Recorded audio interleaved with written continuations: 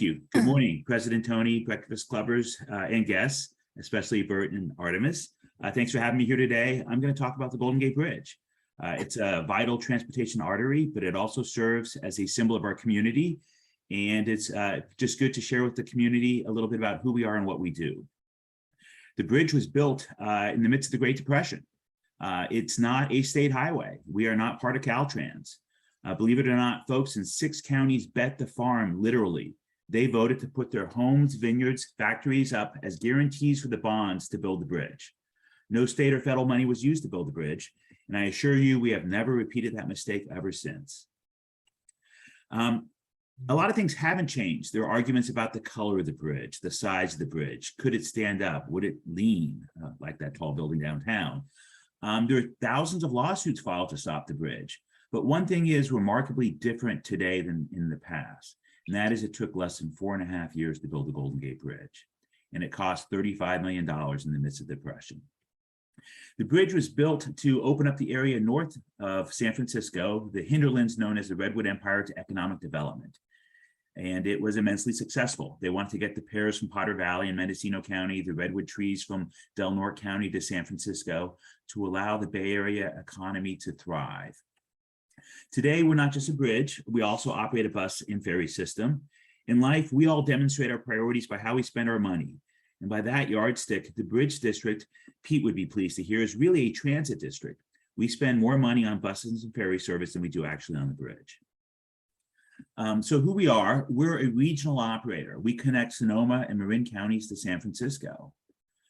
Before the pandemic, during the morning commute, 5 a.m. to 9 a.m., 23% of all trips from Marin and Sonoma were on our buses and ferries. We took thousands of cars off the streets of San Francisco every day, thousands of cars off Highway 101 in Marin County. If you weren't happy with your commute in the Golden Gate Corridor, you only had to call one person, me. Think about the Bay Bridge Corridor. Do you call Caltrans, BART, AC Transit, WEDA, WestCat, the Bay Area Toll Authority, if you know who that is? So we're focused on a corridor, and we provide transit service that complements the bridge and that greatly reduces congestion.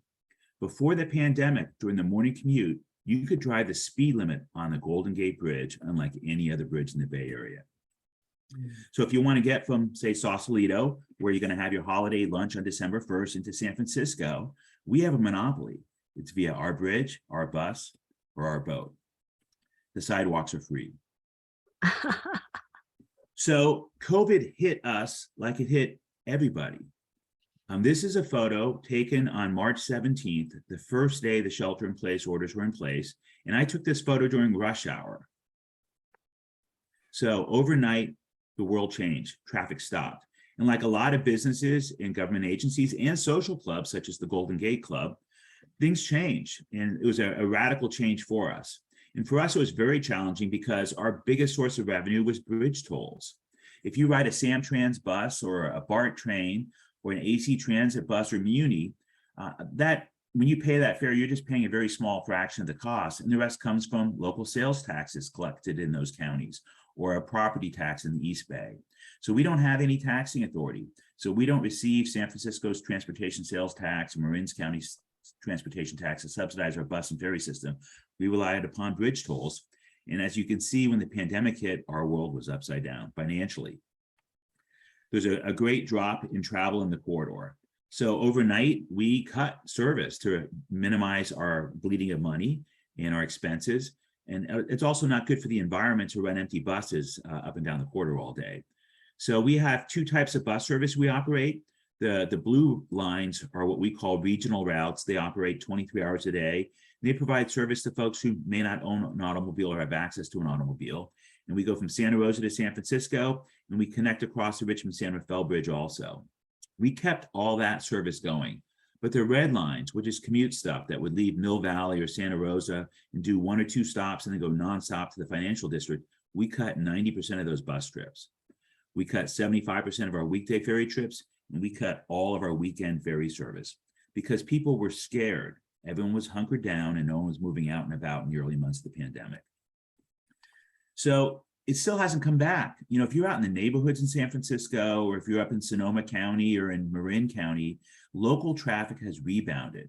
People are out and about, they've been vaccinated, they've gotten the virus, or they gave up on the whole thing, but they're out and about. But regional traffic is still down.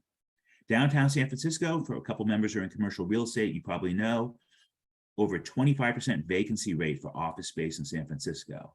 So if you go downtown, you'll notice the sidewalks are empty. It's somewhat dystopian, but you'll notice that there's not a lot of people. And the reason why is 1 out of every 4 floors is not even leased, it's empty. And the other 3 floors are in a dispute between the employer and the employees about how often they come back. So this shows you regional bridge traffic. So the blue line shows you before the pandemic in 2019. Then the red line shows you the pandemic year, and you see how it dropped precipitously, rather quickly. And then you see how it plays out through the rest of that year. And then 2021 is the green line, and the yellow line is 2022. So bridge traffic is still down about 15 to 20% overall. And this is overall bridge traffic. But what's interesting is during the morning commute, it's down 30%. So people are not driving to San Francisco. We offer regional bus service. And so our bus service, the blue line is 2019, the red line shows you the pandemic, the green line shows you 2021, and the yellow line shows you today. What's interesting is for our regional bus routes, where people ride those buses 23 hours a day, they go the freeway bus stops on 101 in Marin, Sonoma, and then into San Francisco, and across the Richmond-San Rafael Bridge, our ridership is back about 80%. But on our commute service, it's back less than 20%. And so people are not commuting into downtown San Francisco, whether it's to go to a breakfast club meeting or go into the office. And that has profound economic impacts on San Francisco, not just the Bridge District. Our ferry service is bouncing back a little bit quicker. Once again, the red line shows you the pandemic and how it bottomed out near zero. The green line shows you last year. You may recall that in June 15th, we were supposed to have the grand reopening of California in 2021. But then the Delta variant hit, and you can kind of see that dip in the line. And then in the fall, we thought folks would be coming back, and then the Omicron variants hit.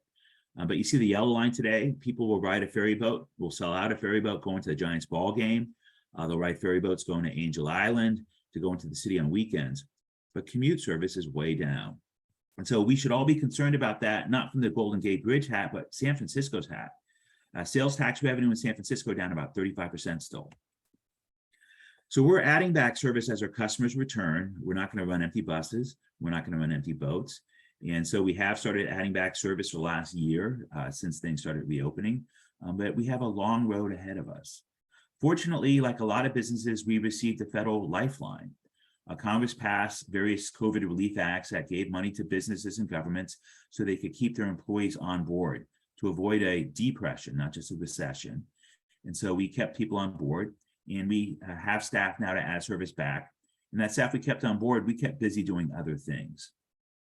So I encourage all of you to come and ride our services. If you go into San Francisco from the North Bay, it's a beautiful ride across the ferry.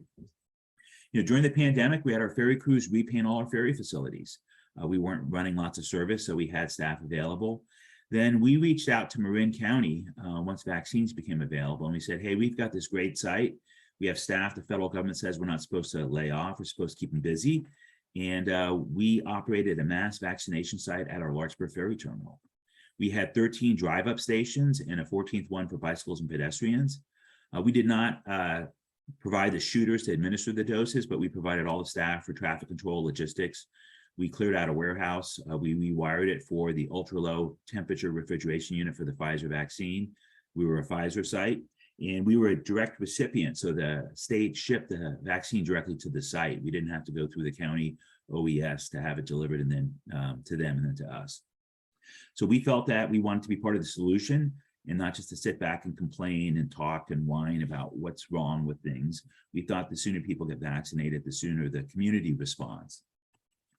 So, things are coming back, things are going good. I'll talk briefly about a couple of projects that you may have noticed over the years or that are underway because I know they're of interest to the community.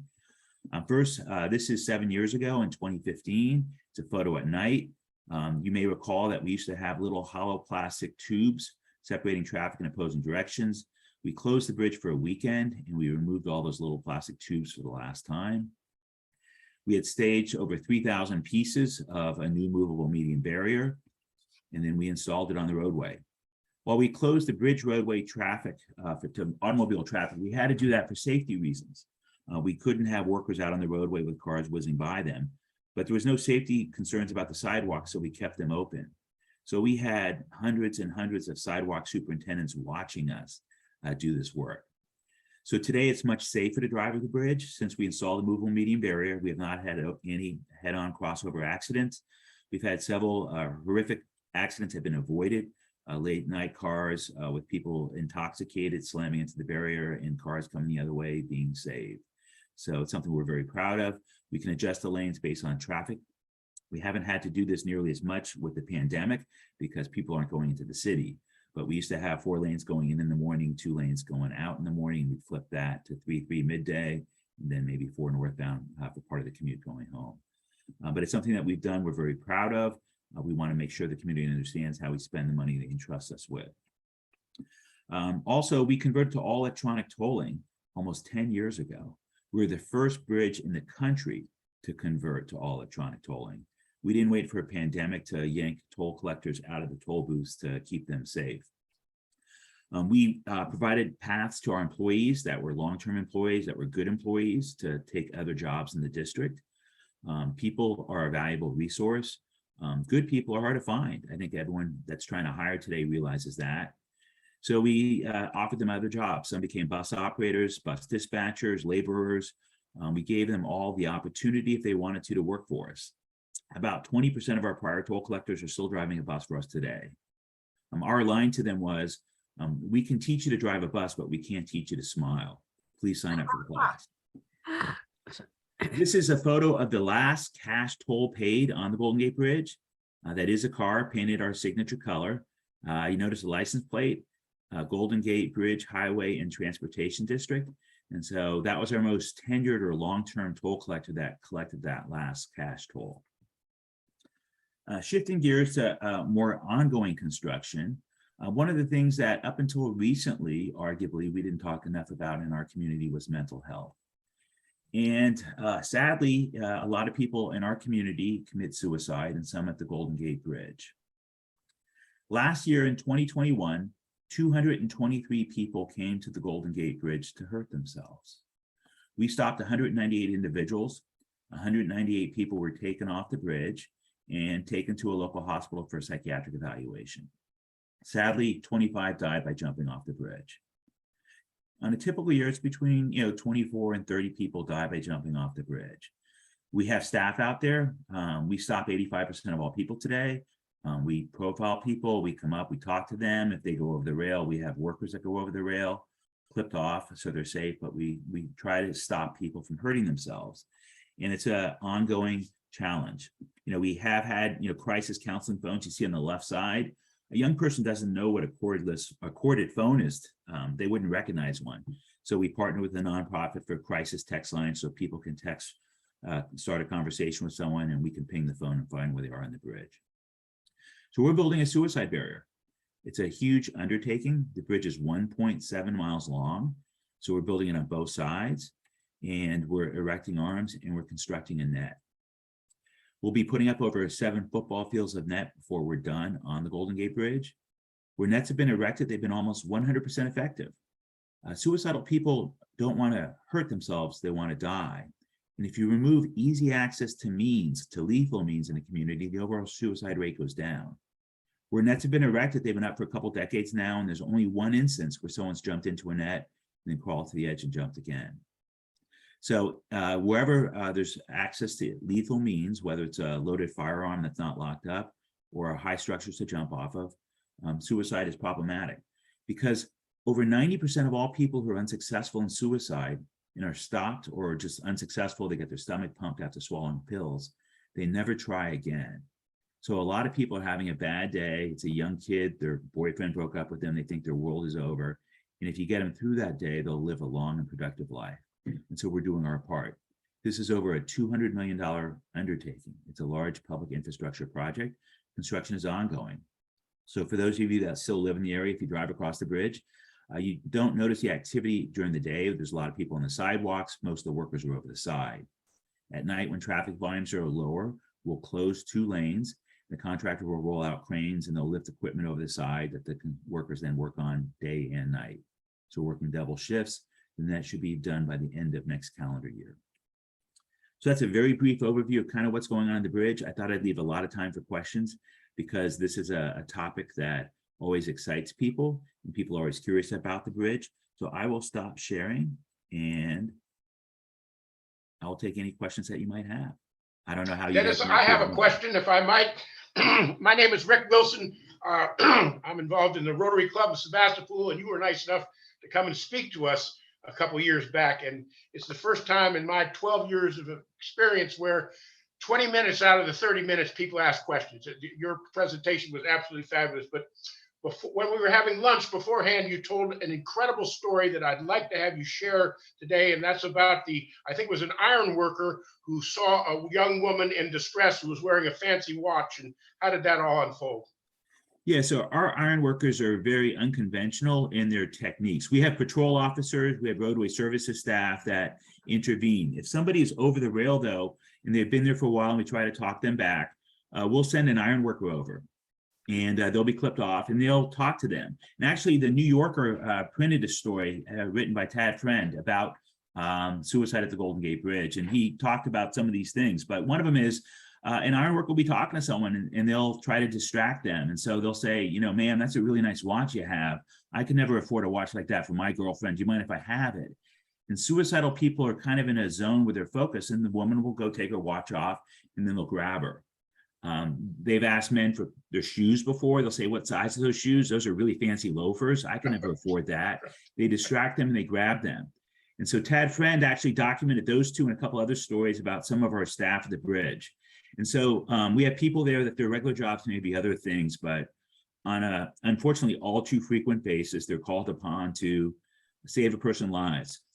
In the Tad Friend piece in the New Yorker, they then interviewed some suicide experts, and they complimented our workers, saying while their techniques are highly unusual and they're not how we train people, they're incredibly effective. And so they just try to distract people and then they grab them while obviously they're wearing a harness and trying to keep safety for themselves. Thank you, Dennis.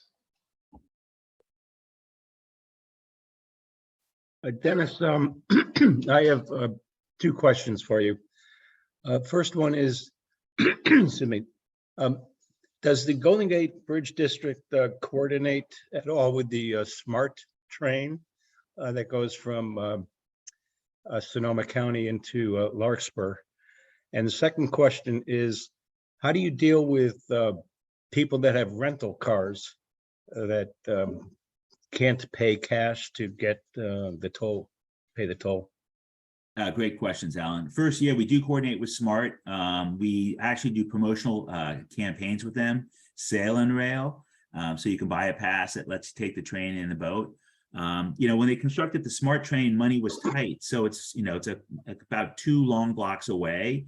And so we have breadcrumbs on the pavement so you can see where to go. And we do coordinate schedules, but it's a little bit of a walk. And, I don't want to sugarcoat that. It's not an easy problem to solve because it takes a considerable amount of money. But it stops across the street, across from Larkspur Landing. And the schedules are coordinated. If you go to either website, you'll see which trains are coordinated with which boats. And like I said, we have a lot of promotional campaigns like the Sail and Rail. For rental cars, it's a really important issue for us when we went to all electronic tolling because we're in the customer service business. That's what we do. And early on, customers were having concerns with rental cars. We had set up a process where you could prepay your toll.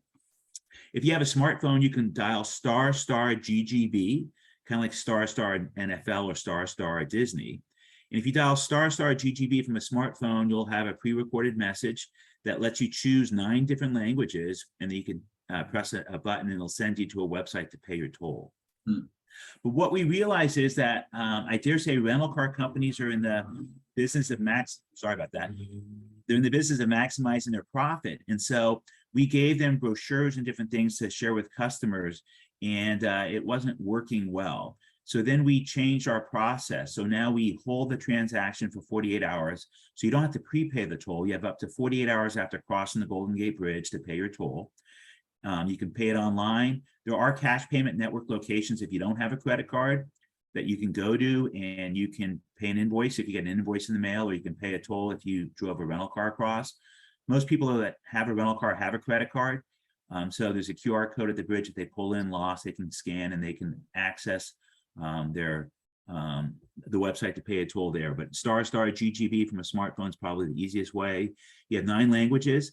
It's an interesting mix of languages. Some are for local populations that have limited English proficiency, but some are based on tourism. We worked with SF Travel, formerly known as the Convention and Visitors Bureau, and we said, who comes to San Francisco? And so Portuguese is one of the languages, because at that time, Brazil was one of the larger sources of tourists for San Francisco. So we had, Portuguese, Japanese, Russian, Chinese, Spanish, and several other languages.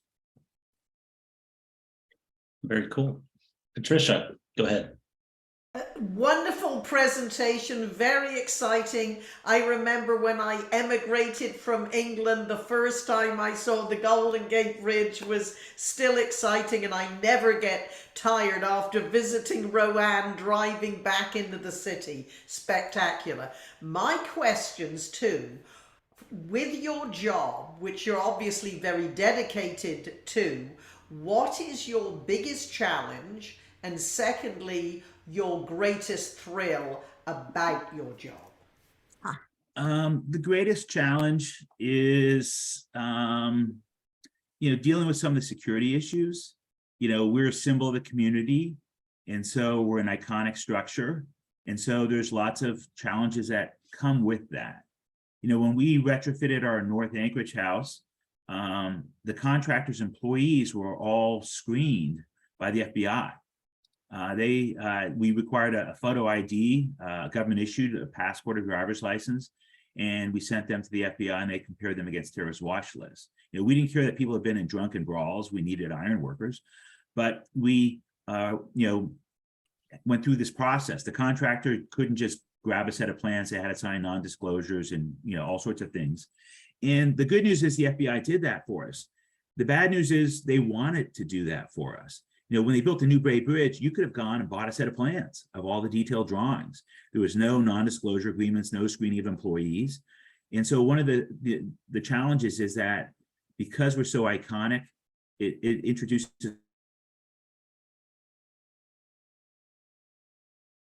That's probably the greatest challenge we have. I'm sorry, what was your second question, Patricia? Greatest challenge, biggest thrill. Biggest threat?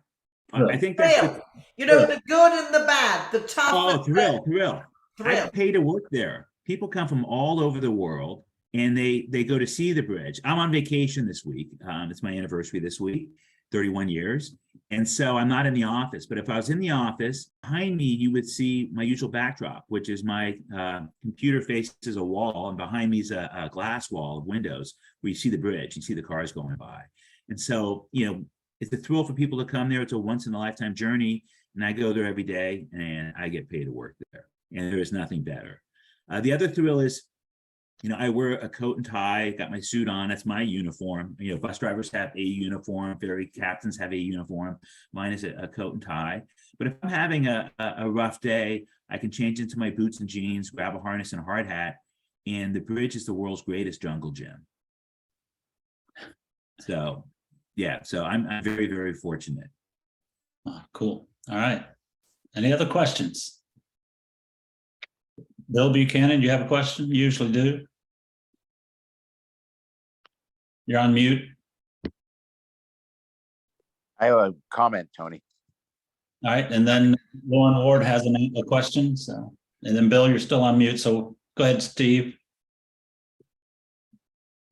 You're on mute. I'm sorry.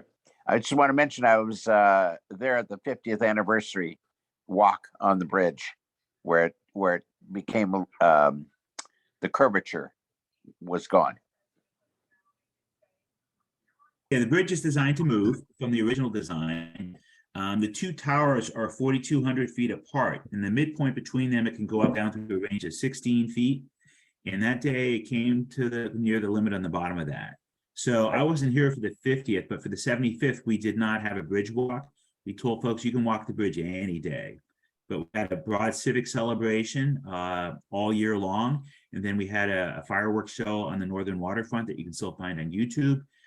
It was timed to music, and it was a wonderful experience, but we did not repeat that. We did learn from that. Hey, Dennis, I have one more question for you. What do I have to do to get to go on to the top of one of the towers? And yeah, to inform you that that's not a possibility.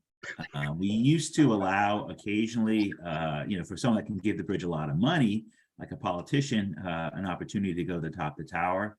And then we allowed our employees to, take a friend up once in a while. But COVID changed. Well, first September 11th really had us ratchet things back, but then COVID really changed it.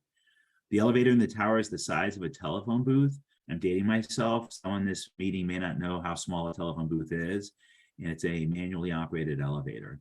So it's not something that's available today. It was available in the past if you knew the right person. All right, good. Lauren, you had a question? Yeah, I'm wondering, given the drop off in volume that you've had, since you're obviously very volume sensitive on a revenue basis, are you incurring cash losses? Do you expect to be incurring cash losses in the future? And how are you funding them? So it's a great question. And like a lot of businesses, we got a federal bailout, and we're trying to make that bailout last as long as possible. We've Breaking up there a little bit, Dennis. I really want to be driving a bus. And so we had a lot of retirements. So we're about 20% smaller today. We actually need to hire bus drivers right now. Oh, Breaking up. Yeah. We are hemorrhaging money, but not nearly the same rate. In the early days of the pandemic, we were losing over $3 million a week. Our revenues are down about $1 million a week right now between bridge tolls and transit fares. We have reduced expenses though, so the gap is still in the negative, but it's not very large. And so we're coasting on a glide path with federal money as the economy, slowly rebuilds in downtown San Francisco. Okay. Dennis, I have one more comment, if I might. When you were closed on the 75th anniversary, I have a friend who's a retired California highway patrolman, and he said that when it was the highway was closed, then he clocked a kid on a skateboard coming down from the Robin Williams tunnel towards the bridge, doing 60 miles an hour on a skateboard. right. And needless to say, he took the skateboard away from the kid, and the kid didn't get hurt. It just amazes me. Thank you again for a wonderful presentation. Thanks. We closed the bridge for 15 minutes on the 75th anniversary because we had fireworks come off the bridge itself. We had a waterfall of fireworks off the roadway, and we had fireworks come off the towers also. So we did do a very brief rolling closure. It was fabulous, fabulous. Doesn't get better than that. Cool. Bill, go ahead now. Hi, good morning, Dennis. Bill Buchanan, thanks very much for a great presentation. I have a real long reading list, which I may never finish. But now I'm going to have to reread a book called The Golden Gate Bridge. It's by Donald McDonald, and it's a very good mix of text and illustrations that tell all about how the bridge came to be and all that sort of thing. I highly recommend it. Thank you. Donald's a local architect. For those that don't know him, he was the architect involved in the Carquinez Bridge, the suspension bridge there. He was involved in the new San Francisco Oakland Bay Bridge, and he's been involved in a couple projects on the Golden Gate Bridge, most notably the handrail between the sidewalk and the roadway. If you think back, if you're a long-term resident, that handrail wasn't always there. We installed that about 20 years ago. And so it used to be that you had a 16-inch high curb, so if someone on a bike stumbled, they could land in a live traffic lane. But Donald did that. And one very 10-second story, after we finished building this, what we call public safety rail, but the rail between the roadway and the sidewalk, we received a call from a couple from Tiburon who commuted the bridge every day, and they had to do a dispute. One of them, one spouse said, well, that thing's new. And the other one said, no, it's always been there. And the fact that someone looked at it and thought it had always been there was a tribute to the architect, Donald, and the great work that he did. Interesting. Thank you. Cool. Christine, you had a question? I'm trying to remember the name, but if you could refresh our memory again, please. I want to thank you for putting the tribute to the architect who was so importantly behind the changes in the positive construction of the Golden Gate Bridge. You've created a tribute to him just on the Golden Gate Bridge on the San Francisco side. Could you repeat the name of that person? I was just trying to find it again. Yeah, it's Charles Ellis, and he was an Thank you. engineer. So That's right, the engineer. it took Yeah. a team of people to build and design the bridge. And Charles Ellis was someone instrumental in the calculations on the bridge. And he and the chief engineer, Joseph Strauss, had a falling out. So Strauss fired him, and he tried to bury any record of his role. But you mentioned the architect. I'd be remiss if I didn't mention the architect. The architect was a firm called Morrow and Morrow. And Irving Morrow is credited as the architect. But it's important to note that in the 1930s, Morrow and Morrow was a husband and wife architecture firm. His wife, Gertrude Morrow, had graduated from UC Berkeley, go Bears, in architecture, which was very, very rare and unusual back then in the 1930s. And I cannot believe that you had an office with two architects in it where only one of them weighed in and opined on it. So that's something where we haven't found any documentation, but we'd love to find some records of that. I just have to say that just before they had the celebration of the anniversary of the bridge, some of the fellows who had been so important in the revision of Ellis's work, they had a meeting and they were saying that they remembered his keeping, although Strauss objected, he kept sending in information that was used for the positive construction of the bridge. And there is now a tribute to him on the San Francisco side of it. And thank you for doing that. That was, according to the engineers who knew him and saw it, they said that was long overdue and they really were grateful. Very cool. All right, Bert, you had a question. Yeah, just a question and comment.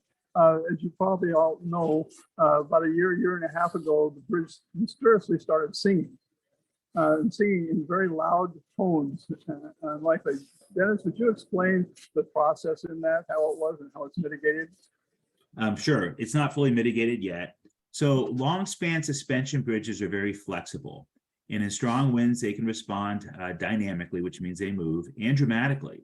You may recall from your high school physics class seeing a video of the Tacoma Narrows Bridge in the early 1940s, where it started 6 months after it opened, it started rocking and twisting in the wind and it fell down. So it's something that we pay attention to on long bridges. They did one early modest wind retrofit in the 1950s on the Golden Gate Bridge where they added some bracing. But as part of the suicide barrier, we replaced the handrail on the west side. The old handrail was quite solid. If you looked at it, it was about 60% solid and 40% openings. And so it captured a lot of wind, it input a lot of external energy, and it was exacerbated the need by the construction of the suicide barrier, but even without it, we needed to do a wind retrofit. So we put in a new handrail that's much more open. It allows a lot more air to flow through. And instead of having, I-beams, or wide flanges as the pickets on the fence, it has just steel plates. And what we did when we did that unintentionally is we created what's known as an aeolian harp. But it's a stationary object where the wind passing through it at certain angles and certain velocities makes noise. And so no good deed goes unpunished. We're trying to build a suicide barrier. We're trying to protect the bridge for future generations. So if there's the mother of all storms, that the bridge doesn't oscillate and become a Tacoma Narrows and become unstable and collapse. And so we realized we had a problem. So we engaged some experts. They went out there with what are called sound cameras, the devices they point at it where the sound is coming from. They isolated what it is, and we determined what was causing the sound. Then we went to a wind tunnel up in Canada because it needed to be a large wind tunnel. We built a full-scale section of the handrail and we replicated what was going on. And then we did parametric studies where we tried different slight modifications that would not impact its wind ability, but would, basically disrupt the vortices shedding off these steel plates. And we came up with a minor modification that works, that's easy to install. So we've ordered the pieces, they're being fabricated, little aluminum clips with a little rubber insert that will snap on the leading and back edges of these steel plates. and then that'll reduce the likelihood that you'll ever hear the bridge hum again. Oh, The warning to bicyclists, it also increases the wind coming through if you're trying to ride on that side. And go ahead and tell them how to mitigate it with the signs and the signals. Well, it's a very windy site. We can't change Mother Nature. And so we are letting more of the wind through. We're blocking less of it. So we're allowing bikes to use the other side, the east side, on very windy days. And we're looking at what we can, how we can manage that from a safety perspective. But it is a very, very windy site. And on a windy day, there's more wind passing through. And so if you're a bicyclist, you need to lean into the wind a little bit. And if you're uncomfortable with that, we'll let you use the other side. Thanks, Dennis. Rich, did you have a question? Unmute. I did. Dennis, thank you for a great talk. I have a question regarding the vehicle that repositions the center barrier. From the aerial shot we saw previously, it looks as if the vehicle does not track, but crabs.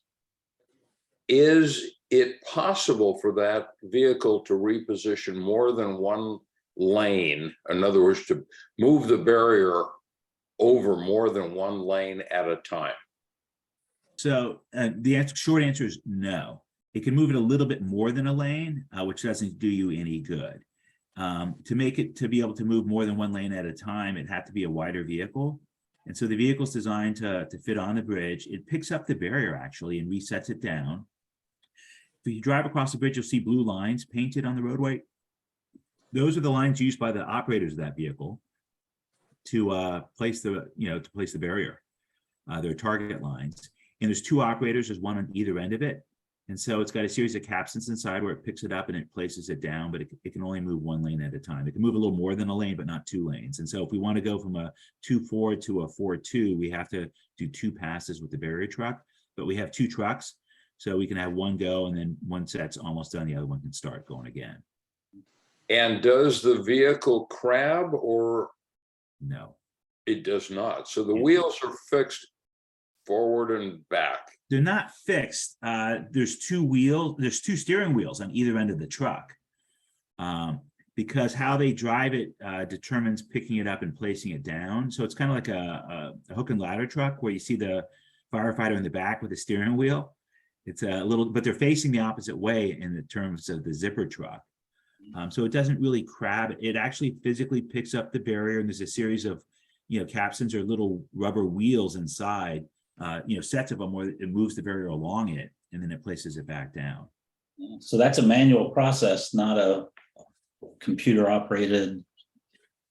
There's some things people still do better than computers. So we have two operators in that. Then the rest of the day, those operators are in the tow trucks that if you have a flat tire on the bridge, they're the same folks that come and rescue you. oh, Very cool. All right. Any other questions? All right, great. Well, everybody give Dennis a big round of applause for